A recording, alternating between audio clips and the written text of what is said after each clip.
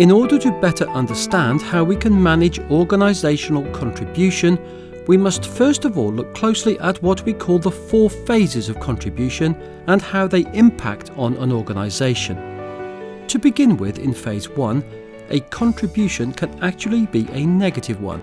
Ian Critchley explains. So phase 1 is the part, if I draw this line and call that 0 contribution, so above the line is positive and below the line is negative. So if you're below the line, you're actually undermining the organisation. And we've already said that there's 4 phases of contribution. In phase 1, this is when you're new to a role, so it could be when you come out of school or out of university or out of an apprenticeship, or it could be when you start in a new job and you are not going to be contributing at that stage because you've got to learn your way through it.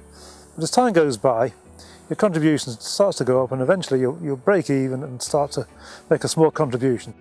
You have to go through a period of time where you learn what the role involves, learn how things are done, and basically absorb your surroundings and understand what's going on and get to know the people. But it's a time when other people will be looking after you, supervising you, teaching you, and you will be a draw on the organisation for that period of time, but you come out of it. Next, in phase 2, we look at being the go-to expert you train to be.